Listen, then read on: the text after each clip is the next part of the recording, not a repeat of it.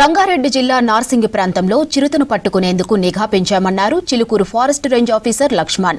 ఇక మంచిరేవుల్లోని వ్యాస్నగర్లో చిరుత ఆనవాళ్లను గుర్తించి 7 సీసీ కెమెరాలతో పాటు బోన్లను ఏర్పాటు చేశామన్నారు. ప్రజలు ఎవరూ భయపడవద్దని, అప్రమత్తంగా ఉంటూ జాగ్రత్తలు పాటించాలన్నారు. ప్రత్యేక టీములుగా ఏర్పడి చిరుతను పట్టుకునేందుకు అన్ని చర్యలు తీసుకుంటున్నామని తెలిపారు ఫారెస్ట్ ఆఫీసర్ లక్ష్మణ్.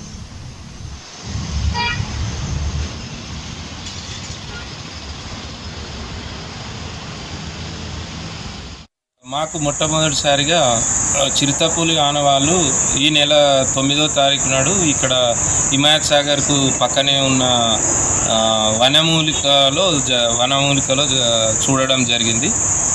తర్వాత ఒక వారం రోజులు మేము ఇమీడియట్లీ ట్రాప్ కెమెరాలు పెట్టడం జరిగింది. ఒక్కరోజు ట్రాప్ కెమెరాలో వచ్చింది. మరుసటి రోజు నుంచి దాదాపు 8 రోజులు మేము సర్చించినా కానీ అక్కడ రాలేదు.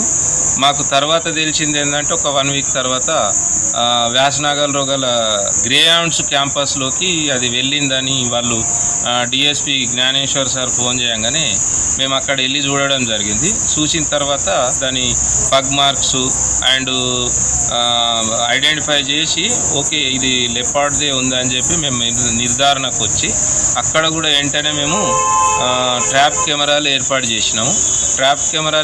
చేసినాం. దాంతోపాటు వాళ్ళు కూడా సీసీ ఫుటేజ్ కెమెరాస్ ఫిక్స్ చేసిండ్రు. ఆ సీసీటీవీలో ఒకరోజు మనకు అది వీడియో క్యాప్చర్ అయింది.